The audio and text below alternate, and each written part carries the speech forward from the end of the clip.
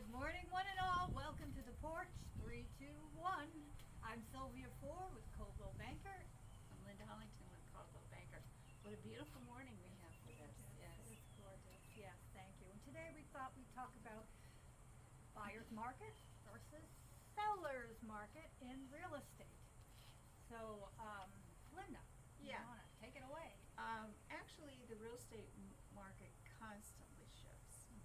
We notice it more than you do because we notice, oh wow, this week we had 300 more houses listed than we did last week, and the numbers were going the other way last week. So we see all this on a daily basis. We see a shift here, a shift there, and then maybe it'll be a big shift, it'll get built on, or maybe it'll start going the other way. And knowing whether conditions favor buyers or sellers can make you smarter. You know how to deal. You can be more confident with decisions, make better decisions, knowing what the market is. That's where your realtor helps. Yeah, exactly. And so let's cover what a buyer's market is. So a buyer's market is when there's plenty of inventory. That means there's lots of homes for you to take a look at. People are looking out there and prices are starting to go down, or you have more negotiating power because there are more houses out there, and the sellers who put their house on the market have got to sell in most cases. So you have a lot more power, negotiation skills, and you can get more things, for instance, home warranty, things like that.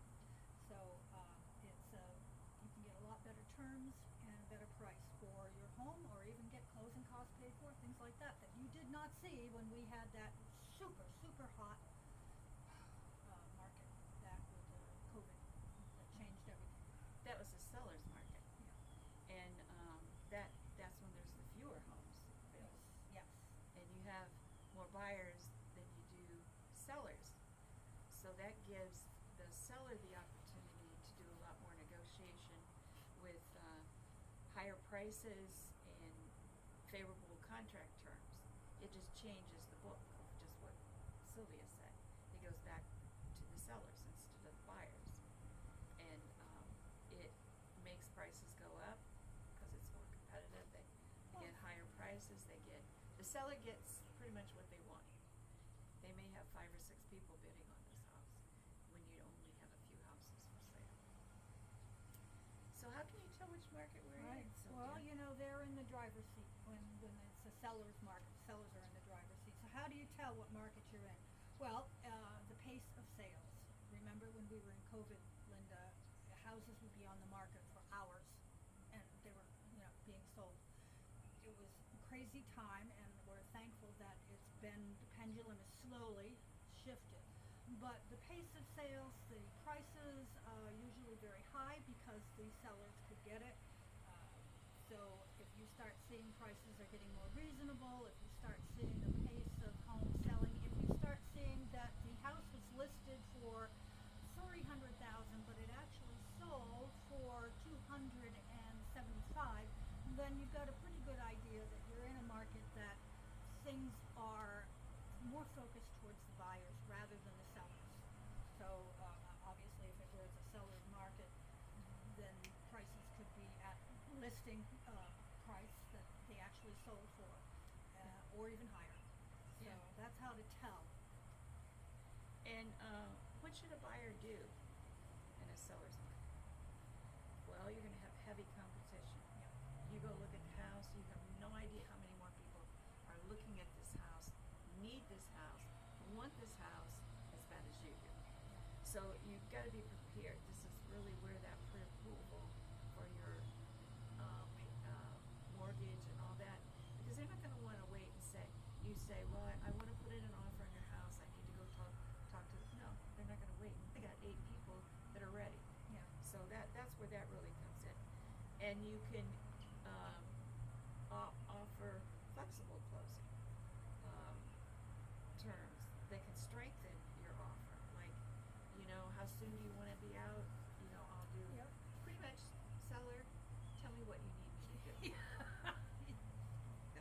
want your house, Yep. just let me know. What is it you need to do? And, but you do have to be careful. You wanna set a firm walk-away point. People get caught, buyers get caught up in this market of paying too much Yeah. that they shouldn't do. Didn't look at the house beforehand. Did look at the house even? Can you or get an inspection? Yeah, I did that once. Oh. I bought a house I never saw. Yeah, lived in it for 20-some years. Anyway,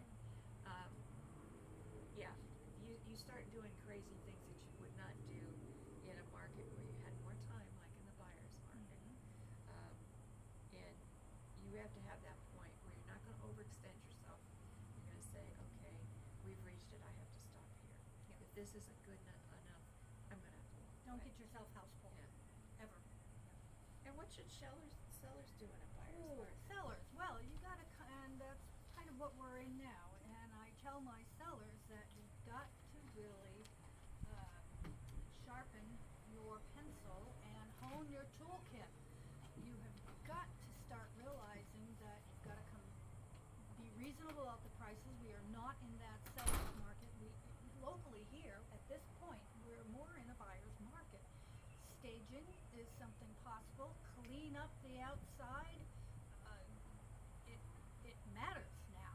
You have got to stand out. It's a competitive thing, and you have got to stand out, and you've got to put it at a decent price before anybody's really going to look at you. Now, it can sell quickly if you do all these things that your realtor is going to suggest to make it stand out, because you do have a lot of competition, and boy, oh boy, it's like being in a show, and you have got to have everything polished and looking fine and a good price, and then you're going to sell your house quickly. Otherwise, it can be on the market like the old days, 6 months to a year. I mean, Yeah. that's what the market is It's here kind of like locally a right now. car dealership. It's beautiful. It's all cleaned and waxed. It's beautiful. It takes you for a ride. No imperfection. Yeah. And it's kind of the same Smooth thing. as silk.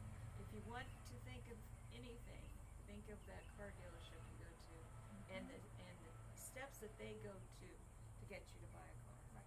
Yeah. Yeah. Because Yeah. it's very, very, very similar. Yeah, you can't sit on and just on your laurels and think, it'll sell itself. No, it won't.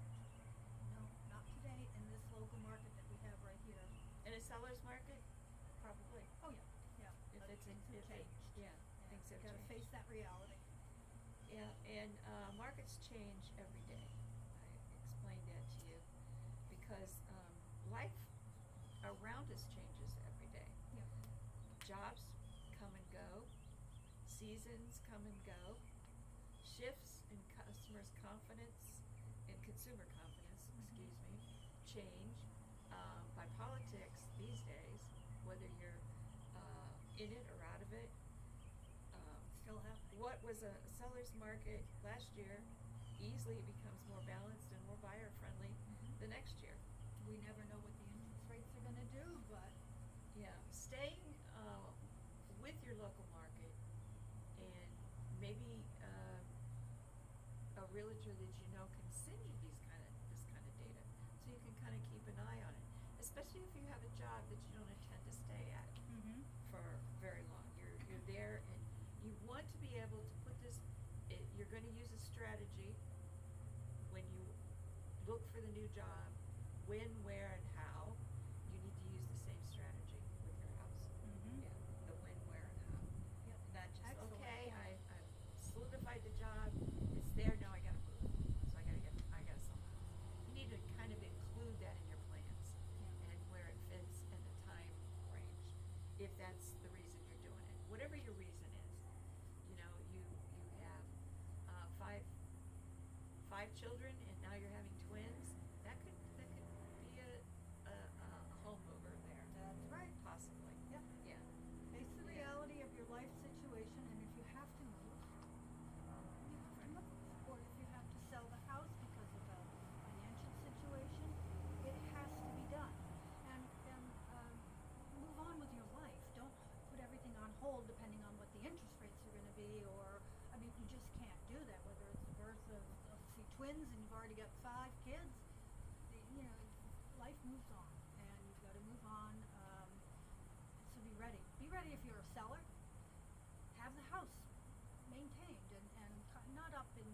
show shape, your realtor can help you get that done relatively quickly. But have basic things already done as far as maintenance goes, because, quite frankly, it's your responsibility to take care of that home and have it ready, and eventually it will be ready if the market dictates or if you are forced into selling it. Right. And we don't often think, I see this every day in people, we don't often think about our life sometimes, and what we really need and what we really don't need, and what I should be doing and what I shouldn't be doing, because we're so busy. It's just one thing after another, another one, another. But there's also the shift up. There's also the shift down. Yeah. I see so many people here in Florida that stay in their houses way too long after they lose their spouse. They're not able. I know myself. My husband is fixing something every day, or changing something every day, and I can guarantee it. That's not going to happen if he's not there. It is not going to happen. And then you get deferred maintenance, and then the house is much more difficult to sell, or it takes longer to get things done to get it sold. And maybe you'll be like me. You need to be out of the house completely, because you're not going to fix any of the plumbing or do any of that work, and into a place, nice apartment somewhere where somebody takes care of all that, and I just come home and sleep. You got to look at your needs first and decide what you really need. Face reality. That's right. Face, what your needs are, like you just said. Yeah. What are my needs? And don't make those mistakes. Think of yourself and your family. Yeah. Thank you for joining us. It's been a pleasure, and we will see you next time on the porch.